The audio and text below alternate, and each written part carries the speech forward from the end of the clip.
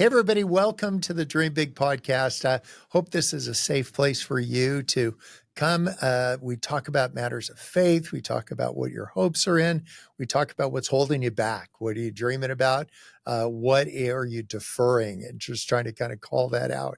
And it's a place for me to introduce you to voices that are really important in my life as well.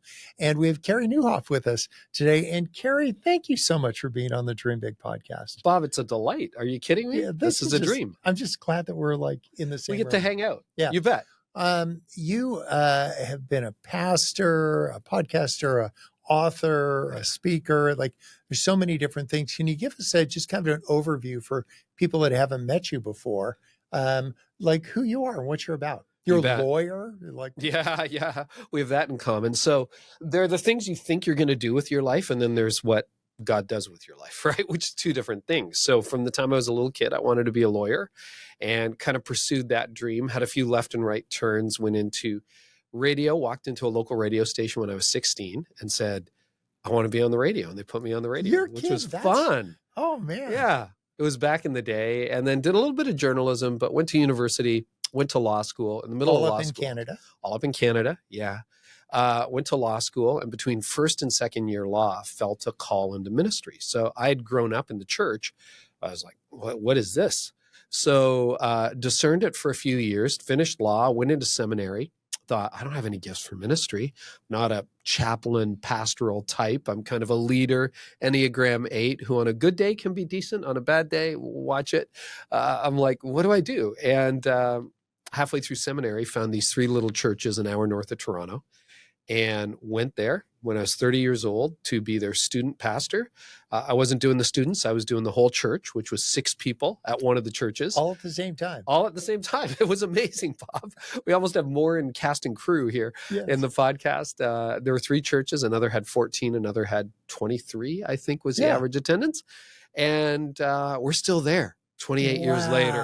That would go on to become Connexus Church. We'd morph a few times. And then about 9 years ago, I tapped out as the lead pastor, feeling it was time for my successor to come along, someone younger to take over. And we still go there. We still love serving. But I have a heart for leadership. I went to seminary, and nobody taught me how to run a church. And I went to law school. And you know this, nobody teaches you how to run a law firm. Right. So I love helping leaders try to fill in the blanks and fill in the dots. And that's where the books and the speaking and the podcast and the other things I do come out of. Yeah, I want to pause over a couple pieces of that, because there's a number of people that listen to this podcast, and they could be at this inflection point in college or post-college or mid-career. And they're thinking like, did I miss it? Should I have done this thing earlier? And somehow I missed my big opportunity. This ship has sailed. And I think you would say start swimming. Absolutely. Just get busy. Just the next opportunity that you have, swing for it. Tell us a little bit about that. Yeah, no, I've seen that again and again. You know, I remember, it was funny, I haven't thought about this in years, but I remember being probably in law school and sitting down. I started law school in 1988. So that was a long time ago. And I remember writing down all the years until I would graduate with a Master's of Divinity from seminary. And it turned out to be like from 1988 to 1996 or 97. I'm like, I could be in a senior's residence by then, Bob. Like, are you kidding me? Yeah. It turns out I was going to be 30, but to me, that felt like 300. That's when they feed you Jell-O. Exactly. They chew your food for you, the whole deal. So I thought, oh my goodness. And I mean, you look back on it now and you're like, 30 is nothing. Yeah. And then even in podcasting, I've been a moderately early adopter and listening to podcasts back in the 2000s. I think they were invented in 06. I was probably listening by 08 or 09. And I thought, I should do a podcast. Didn't launch it in 2012. Didn't launch it in 2013. Didn't launch it in 2014. And by that time, I thought, oh, this ship has sailed. Like I should have been in the early stage. Well, turns out it was a really good time to launch a podcast. Oh, that is such a powerful reminder, because your influence in that podcast has been so broad. Because you just invite people to have honest conversations, like you kind of strip away the errors. And I think that people are looking for that. it's blown my mind to see what has happened with that podcast. I mean, and you know this, there's some stuff in your life that you can engineer, or you can plan, or you can have a little bit of strategy to it. And then other times you just can't control the results. And we're at a place now where I just can't believe how widely that podcast is spread. And I'm very grateful for it. And yeah, I've reinvented myself numerous times. Isn't that interesting? I feel like I'm going back to, where something goes out of style, and it's been out of style so long, it's like back in style. I think I stopped being a lawyer 15 years ago. Yeah. Then somebody did something mean over the holidays to a friend of mine. I just re-upped. I'm back. You're back. You're back, are you? Hold my earrings. Good for you. I hope that gets resolved, because I got no hobbies and I got a lot of time. But I think that's it. That's a little bit of my 8 in there. See, so it's a 7 with an 8 wing. Yeah. Yeah, there you go. No, I mean, you think about it. There are people in their 60s going for degrees right now and rethinking things. Did you know there's a guy I really admire, passed away about a year ago, Tim Keller. Oh, Do you know how old he was when he wrote his first book? What was his age? 57. Wow. Yeah. Crazy. And I mean, he died in his early 70s, but wrote maybe 10 books over the last 15 years. And so grateful. If he had thought, oh, I'm kind of washed up, I'm 57, I'm not going to write a book. Like, books are one of the, and you know this as an author, books are one of the few things that could outlive you. Isn't that interesting? You can change your perspective from will it work, which is very much a 20s and 30-year-old perspective, to will it last, which is what you hear people that are a bit longer in the tooth. They'll say, is this actually going to matter? And I found, as tedious it is to write a book, that it actually outlasts you.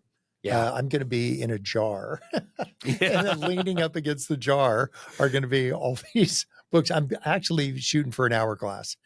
Just like, I don't know if it's brilliant or morbid, but like, I just spend 45 minutes with Grandpa Bob.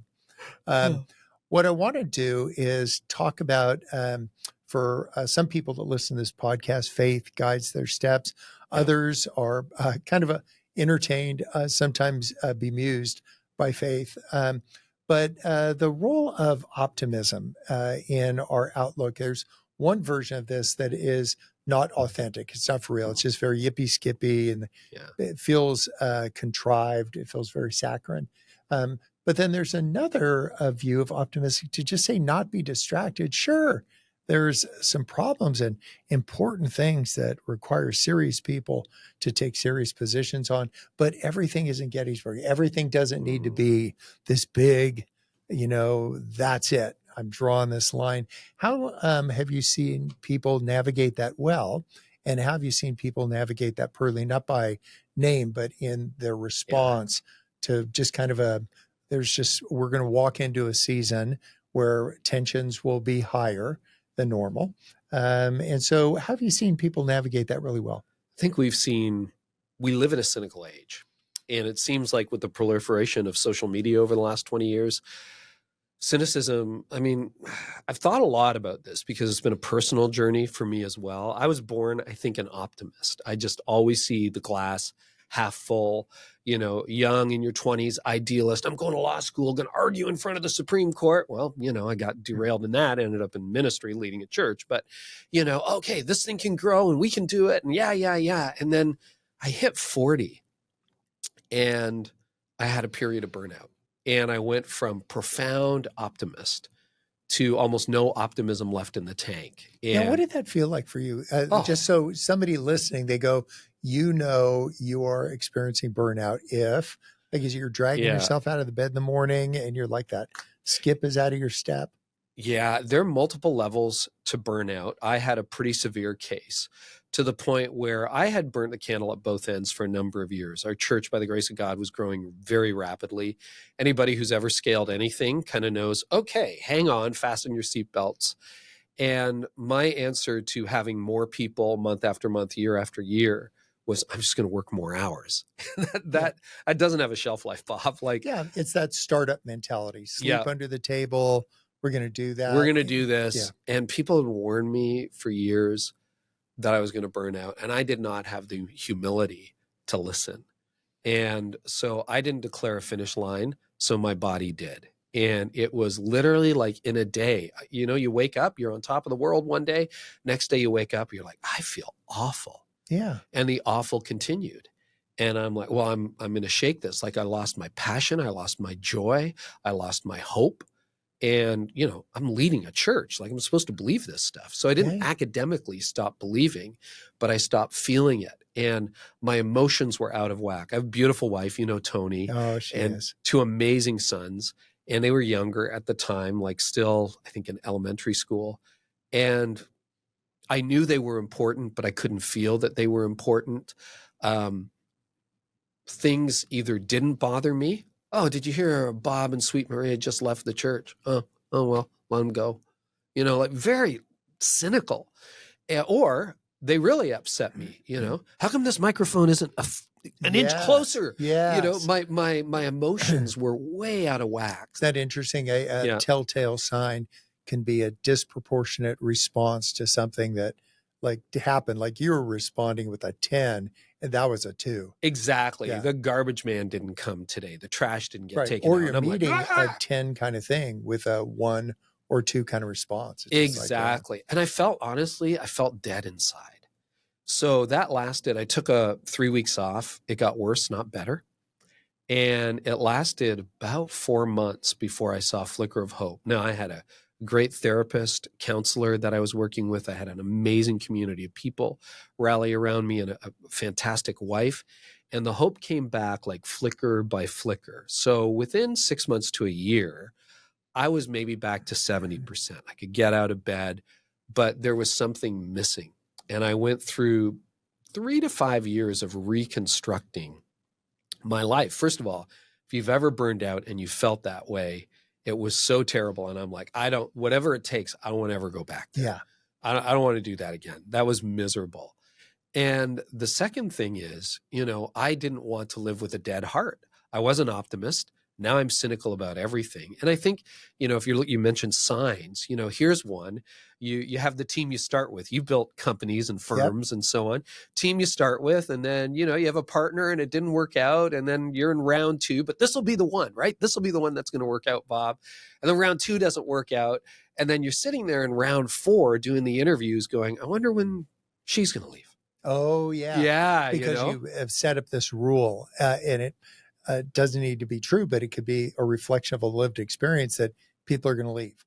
Yeah. And there can be some wisdom to that, to understand the mobility of people, but then there can be this cynicism to that, which is that a false narrative about people's intentions. Well, and you get there, right? If you have a marriage that didn't work out and you try again, and then it's all men, or it's all women, or it's all whatever, it's all lawyers, we get into that space. So I had found myself in that dark space. And what I found for me was 2 things. Number one, I am a person of faith. So it's like, wait a minute, what is at the heart of our faith? My faith, your faith, we share that. It's death and resurrection. So I've experienced death. There's got to be a resurrection. So I had to learn to hope again, trust again, and believe again. That meant, even though this friendship may not have worked out, if you want to be my friend, I've got to open up my heart and be vulnerable. Which is kind of counterintuitive if you're just like I just don't want to experience that again. Right. But just getting real with it, that idea of making your request known to God isn't just a verse on a Sunday school wall, but to make it known to yourself so you can make it known to God, to say, hey, listen, I've always, maybe a couple of years ago, went through I bet the closest thing I could feel to depression. Usually a pretty upbeat guy, but a couple things happened in a row and it really bummed me out, just gutted me, filleted me. And I was just down about it. I would wake up sad. I'd be sad all day. I'd go to sleep sad. And so what I did is I just kind of backed off of being around a lot of people because I didn't want to explain myself. I didn't want to be fake and be a caricature of who I was, be a yippee skippy guy, because I was just really sad. And so among the things I learned from that is to be really authentic with people, like PH is here with us. Find a close group of people who can know everything about your life, what's working, what isn't working, what you're hoping for, something that felt like a setback, that you just could just get real about that. And how did you get through that time? I think it was to air gap what was creating a relationship with somebody I considered, real close, to just air gap that a little bit. And that was really helpful. And to just hope good things, having a better perspective on that, to just say, man, I've got a ton to learn. How can I learn more? Like, where do I grow? Where do I learn? But I don't want to live back in the before. I want to just say, where do I grow? Where do I learn? The things that have been hard, how is that going to challenge me to be not a better version of me, but a more accurate reflection of Christ? I think that's sometimes where we get confused. We want to be like that language. Better Bob. We got enough Bob out there. But to just say a more accurate reflection of Christ, that you could just be more humble, to say, maybe you're not as delightful as I thought I was. That's fair. Yeah. It's funny. There was, I think I had probably 10 things feeding into my burnout, but one of them was a relational breakdown. Some people we really trusted just kind of turned on us, and I did the best I could to figure out what part of this can I own. Went to mutual friends, tried to resolve it. It didn't resolve. And I spent a year in that burnout season going, I'm done with people. Like I'm finished. And I know that's foolishness, but that's how I felt. In the middle of the crazy, it actually sounds like a sane response. Totally. If you could zoom out on your life and say, how would my life be better if I just spoke well of everyone? Yeah. And just make sure you're just speaking well of everyone at the city gates, not blowing sunshine at people, but just if somebody comes up, just speak well of them. Yeah. It's like, because it's always easy to find 50 things that are terrific about everybody. And when the question comes up, say, how can I speak well of them at the city gates? And it's a easy lift because they're awesome people. I read a lot about forgiveness in that season. And one of the definitions that has stuck with me is, I thought, you've really forgiven someone or released the pain when you can wish them well. Yes. And I got to the point where I thought, we're not going to be friends. We're not going to go on vacation together. Probably not going to go to our kids' weddings, but I can wish them well. When they come to mind, you go like, oh, good on you. Good on you. And there was good in the relationship that broke down. There was a reason that we were friends in that season, and that season wasn't forever. And that wasn't fake. It wasn't make-believe. It was like, it was the real deal. And it was beautiful and so amazing in 100 different ways, and reset so many beautiful trajectories for so many people, and just celebrate for what that was rather than lamenting those things. So I think if I'm hearing you right, to go through those hard things, understand what the return address is. When you open the junk mail, I'm always just saying, do I know who this is from? And I can usually smell if this is insecure Bob that's opening up the mail today. And to just say, hey, listen, you can actually be secure in who you are with all your picadillos and shortcomings and all that. Yeah. Finding people that are good friends, is that easy for you to do? I tend to have many acquaintances and few friends. How about you? Same. I've been thinking a lot about friendship, Bob. Actually, the last time the current coach / therapist I have, I called him and I said, hey, I don't have like a burning crisis in my life, but I just want to finish well. Can you help me out? He was referred by a friend. And he said, I'll tell you what your biggest vulnerability is. Not enough people are close to you. Mm-hmm. And I'm not sure I have as many friends as you do, but I have a lot of friends. And, it was one of those things where the church, by the time I finished leading it, probably had 3,000 to 4,000 people who called it home, which was amazing. That's huge by any standard, but in Canada, that's big. Yeah. And you know what? Here we are 9 years later, 8.5 years later. And you know what I have? Out of that 3,500 people, we were there Sunday. Love those people. They're great. A lot of them, of course, have come since I left and the whole deal. So I don't know everybody anymore. You know how many friends I have? And this is going to sound sad, but it's not. 3. Now, you ever heard of Robin Dunbar? No. Dunbar is a British evolutionary psychologist. And he makes the argument, it's known in psychology as Dunbar's number, that you really only have the capacity for 150 people in your life. And most of those are kind of acquaintances, someone I used to work with, someone we see once a year, send a Christmas card to, etc. And he says, and then your circle, you have an inner circle of about 15 to 20 of people who are friends. We go to dinner once a month, once a quarter. But he says most people have the capacity for 3 to 5 close friendships. And I've taken that really seriously and cultivated friendships, because the interesting thing, Arthur Brooks talks about real friends and deal friends.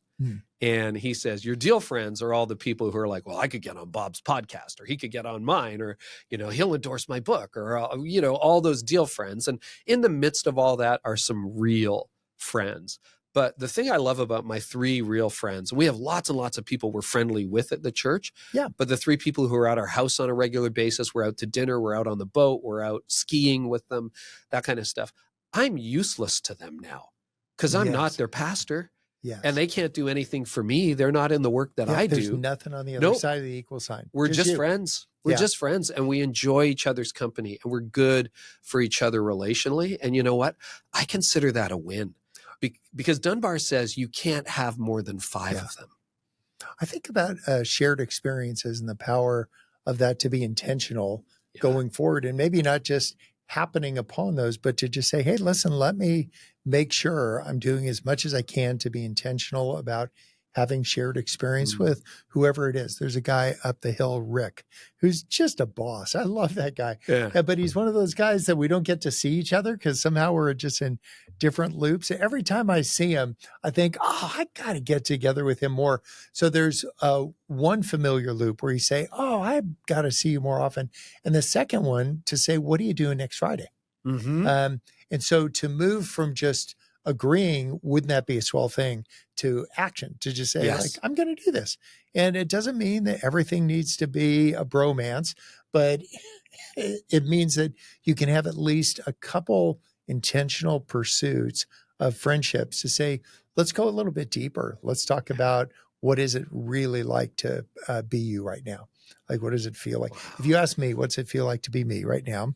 It would be this combination of like overwhelming anticipation, like red alert, all the lights and sirens are going, anticipation of what might be next and who I'm going to bump into next and what's going to happen tomorrow and the phone call that might come in and whatever. And then also this deep, abiding, sometimes paralyzing fear that I'll be utterly alone.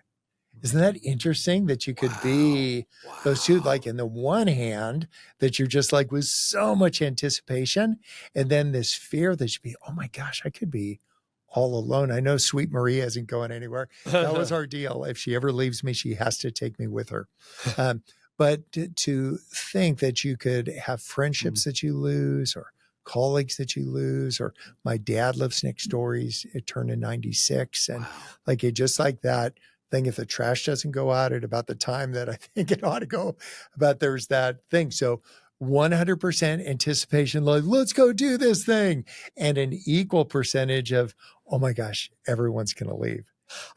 What's it feel like to be you? Thank you for sharing that. You know what? I think most of us have that. So probably for me, a deep appreciation for life as it is. And I woke up, we're at the beginning of a new year. I've been grateful every day I get to go to work. I am grateful that I got to get on a plane today and leave a blizzard and come to palm trees and hang out with you and go afterwards for a bite to eat. Like, I'm genuinely excited. And I have this, I'm working on it, but I've got this fear underneath it that it's all going to go away. And then who am I if it all goes away? Yeah. Am I real? I think I'm content. I don't think my identity is tied up in my work. I was able to leave ministry. I was able to leave law. Okay. But I don't know. Who am I if all of the, quote, good things go away? I don't know. Isn't that interesting to get real enough that you can spot it? Because then as soon as we can understand it, we can see it, then we can say, okay, so what can we do with the grace of God? With the help of some friends, could you help me tease out where is this coming from so that I don't recreate that in the next generation? Yeah. that we could be the people that are kind of leading with anticipation and to say, I think I'm going to learn, but I need to get honest enough to say, I'm willing to break people's perception of who I am, because I think the value of who I actually am would be of more use. Yes. And don't make it a self-fulfilling prophecy. Yes. Because if you strike out once in a while, you can be afraid to swing the bat. Like today, when I was coming over here, I had a couple of inbound, a request from a really good friend of ours, mutual friend, who said, hey, can you get this person on my podcast? He was on your podcast. So I don't know him really well, but we had a really good interaction and everything. And so I email him and I'm like, oh, I'm facing possible rejection. And then I get a yes to my friend's podcast and mine. I'm like, good. And then I heard another guy that I really love, New York Times bestselling author, was releasing a book. And again, one of those, know him, he's been on my show, but it's not like I just text him in the morning, hey man, is it sunny where you are? What's up? Like, it's not that kind of relationship. What's up, man? So emailed him, he right away was yes, but there's always that fear of rejection. Yeah. And Tony would tell you, rejection is my wound. Oh, is that interesting? Yeah. Mm-hmm. Sometimes we deal with some of the things that we hold to be true, whether they're true or not. And we can react to it or we can reflect to it. So my reaction to that deep insecurity is to give 4 million people my cell phone number. Yes, say, which you have. Like, and that's a legit thing. Yeah, you can call me anytime you want. Now, if I'm sitting down with Sweet Maria for supper, I'm not picking up the phone. But there's something about, and I haven't understood it, I'm not cynical of it, but just an observer of it. Somebody gets a bit part in a movie, and then all of a sudden they have people who you have to talk to whatever. They write a country western song that goes okay, and then they're not available. And there's people, and sometimes people in our faith communities aren't available to anybody. And that's not a bad thing. Like Maria isn't available to people. She's like me, Lindsay, Richard, Adam, the people they married and the people they made. Like that is her thing. She's crystal clear on that. Yet I wanted to be a reaction to that, to just, I want everybody to not feel like they don't have somebody they could call. With somebody that was feeling lonely or that they were isolated, I'd want them to at least have my phone number. If they don't want to call, that's fine. I'm not looking for a new best friend, but the way that I could heal some of that for me was to make it available in different ways. Does that? Yeah. So that was kind of therapy for that deep fear of being left alone. 4 million people have my cell number. Yeah. And you get some phone calls from people that are still sorting out their people skills a little bit and all that. And to just say like, hey, listen, I only have a moment to talk. And they'll say, when I was an embryo, be like, oh yeah. This is going to take a long time. Let's not start at the beginning. Yeah. So to make time for people and then to maybe push back against any sense of celebrity culture in this tiny little pond we call faith communities. That seemed to be one way in a non-adversarial way to push back. I think that's a great idea. And, at first I thought, because there are people who have their public number and their private number, I thought, cynically, Bob's probably, that's just one of those cell services. It goes to some message center or whatever, and then maybe he gets back to 1% of them. But I remember sitting with you in the front row years ago after Love Does came out, and your phone rang, and it's like, oh yeah, hey. And I'm like, this is real. You're like, it's real. But, back to cynicism, I want to tie a bow on that.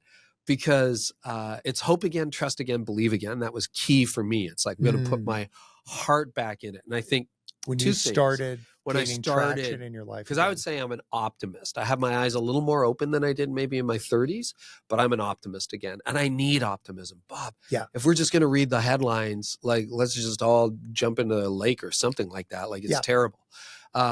So we need optimism. We need hope. God designed us to run on hope. So trust again, hope again, believe again. So the way I phrase it now is I see life for what it really is, but I want to keep my heart fully engaged.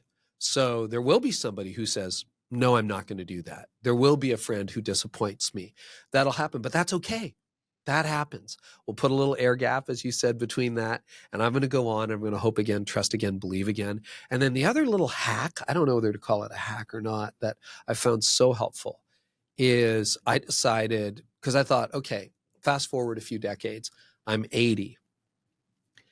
What separates the fun 80-year-olds from the not fun 80-year-olds? Oh yeah, the fun ones are curious. Exactly. They're That's just it. curious. They're just like, they want to know if like this could be possible. Because cynicism is rooted in knowledge. And a life sentence isn't as like scary, like, because like, hey, listen, that's like 3 to 5 for me. But like that idea to be curious, to say, let's see how that'll work out. And that's what I love. One of the things I love about you. There's a lot of things. And I thought, I have to develop a curiosity. I remember when I was processing this 15 years ago or so, sitting down watching PBS one day, and there's this 80-year-old professor, with his tweed jacket, sitting up straight, the bow tie, the whole deal. I forget what the subject was, but he just said, and what we're currently discovering in the research, and I'm like, you're 80 years old. What do you mean you're currently discovering? This is when you pontificate. And I thought, I want to be him. And so I have worked very hard over the last 15, 20 years to become more curious, to ask more questions, to be more of a student, less of a teacher. Because age, the ancient scriptures tell us that knowledge, that what gives birth to cynicism is knowledge, right? Why were you happy when you were a little kid? Because you were dumb. You didn't know anything. Yeah, everything made you happy. Why were you so optimistic in your 20s? Because you hadn't had your heart broken, because you hadn't had staff leave, because it didn't fail yet, because you were like, it's all going to work out for me. And then, of course, it doesn't work out exactly the way you hoped, or you get your heart broken. And then you're like, oh, I know how that works. Oh, I know how that works. And, oh, you're going to do what, Bob? Well, let me tell you 5 reasons why that's not going to work out, right? So I think now I'm like, I want to be curious. I want to ask more questions and give answers. Yes. And I want to see life for what it really is. Don't be stupid. All right. There are real people, Henry Cloud, who I know Henry talks about wise people, foolish people, evil people. The difference between a foolish person and an evil person is they're both not generally very good, but the evil person means to do harm. Yeah. The fool just stumbles into something in the dark, doesn't mean to do it, maybe does it over and over again. And so you got to keep your eyes open. There are people who want to harm you. There are people who are going to make your culture toxic. There are people that probably are not going to be great to associate with. You want to love them, but love them from a distance, or love them with appropriate boundaries in place. But there are great people out there, and there's great hope. And we're part of a bigger story. So I want to be the curious person who helps maybe just carve a little channel in the wider narrative that gives people hope along the way. Yeah. And then the questions aren't these rhetorical questions, but to really say, so what's your next plan? Like, so what are you going to do next? How do you think that'll work? And then to say, how can I be helpful? Is there anything that I could do to help you right now? It's a great question. Carey, I'm so grateful for you, for your voice in my life, for many years of being friends together. Yeah. I'm so glad you've taken your rightful place in this idea of leadership and all that. And I hope that what we can be as kind of the village elders, as we get a little longer in the tooth, that we can just be helpful to people and then get out of the way. Part of what we're doing with Love Does now, Jody Luke, who's Price Waterhouse, whatever it is, like CPA to the stars. She's this amazing person that's taken over Love Does and all that. And we still are in communication 12 times a day on this. And did you know we're building a zoo? I did not know we that. We are building a zoo. Why does that not surprise me? So tell me about it. Yeah. Northern Uganda. We're building a university because we're going from diapers to doctorate. And we're building a zoo That's at the amazing. university. We broke ground. We've got the entitlements. We've hired some really smart people to get the work with the government of Uganda. And then we met with the Chief Justice of Uganda's Supreme Court at Tom Sawyer Island. And we stacked hands on this thing. And I said, would you get behind this if I built a zoo there? He's like, let's go build a zoo. No way. I felt like it was a movie. I was like, yes. So to be dreaming big, and not just silly dreams, but having been around the sun a few times, we can say now we can activate those many steps that'll be necessary, and then not make it Carey-centric or Bob-centric, but find capable, bright, intelligent people to go execute that with more finesse than I could ever muster up. But to stay involved in ways that are helpful I see that as our role. How do you see your role in these coming years? Increasingly the same way. I think, one of the, it's funny talking about podcasting. The thing I'm probably best known for is the forum in which I speak the least. And I think that's a very good lesson. If I can allow other voices to come to the surface, we are very committed to the next generation. So I see, if you have a little bit of influence, even a little bit of influence, how are you using that influence for the sake of other people? To raise up other voices, in my case, to raise up other writers. We're going to be going to more collective writing because I have the platform, I have the audience, and I love bringing diverse voices, different voices, different perspectives along the way. And in the same way that I kind of replaced myself in the church to the point where I have to be reintroduced now if I ever speak there. It's like, who is this guy? Well, I help with a few other people. We helped start it. I want to do that. My company's still fairly new, but I want to do that. And that's why, we're moving away branding. We started an AI project and they wanted to call it the Carey Nieuwhof AI Hub. I'm like, no. So we came up with AIcopilot.church. We have the Art of Leadership Academy now, and we're going to be diversifying leadership and collaborating a lot more in the future, because I think those of us who have been given a little bit of influence, some resources, et cetera, it's our job to steward them, first of all, as a trust from God, but also on behalf of others. And tell us a little bit more about this Art of Leadership Academy. Yeah, well, it goes back to a challenge that I had, which I hinted at earlier. Went to seminary. Nobody taught me how to lead a church. And so I started in 1995, and that meant I had to read books. There were no podcasts, but we had cassette tapes that we could listen to. And you'd put the pencil in and spin it. Exactly. And they're back now. Cassettes are big again, which is great. I'm just waiting for 8-tracks to come back. So there was a cassette ministry. It was really hard. It was really expensive. And so I've had a lot of trial and error learnings over the time and access to a lot of great voices. And so we're assembling in this academy some courses. I teach, I co-teach with others. We'll increasingly have other voices in the academy. It's like what took us 5 or 10 years to figure out, you can figure out now. And I think the other challenge is, like, information's everywhere. You don't have to go to a conference. You don't have to buy a book because you've got YouTube, you've got social media, you've got TikTok.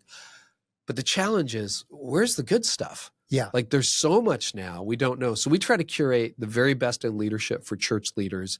And we're fortunate. We started, it's not even 2 years old. We have almost a couple thousand leaders in it now. And they're learning and they're helping each other. And you know what the coolest thing is? We added, it was a last minute ad when we launched it in 2022. And we said, let's add community, because social media had gotten so toxic and everybody's arguing with everybody. And I said, I wonder if we could create a place where the good people can come and gather and just have intelligent, thoughtful dialogue like you and I are having right now and like you would have with your audience. So we added this feed, this discussion feed to it, and it's amazing. You see people who would have trouble being in the same room sometimes in real life from across the theological spectrum, denominational spectrum. It's mostly for church leaders, getting along and helping each other out in incredible ways, and seeing friendships now develop across the country, around the world, and people with extremely diverse backgrounds saying, I think we can be friends. Oh, I love that. So that's fantastic. It's kind of like the Acts Church. They broke bread together, like pounded the carbos, and then they had things in common. They did. And so shared experience. And they might not even vote the same way, but they're friends. Can you believe that, Bob? How would that happen? Go figure. Yeah. Carey, I'm grateful for you. Thanks for your voice. Many years of loving on people in front of you. And thanks for sticking through the thick and thin of all the things that go into leading. I know it isn't always easy, that you'll get some pushback from time to time. We'll all take a hit once in a while. But to just continue to speak well of people at the city gates, that's one thing I've noticed of you. You just speak well of people. Doing my best. And it's not being generous. It's just pointing out something awesome about them, because everybody's got quite a few things. Well, let me share with you too, Bob. I mean, I've known you from a distance for a while and up close for a number of years as well. And sometimes, I don't know whether you know this or not, I'll sit there and go, I don't know, is this even possible? I'm like, I'll think of things like, well, Bob is building a zoo in Uganda. If that can happen, I can probably do this. So you inspire me in so many different ways.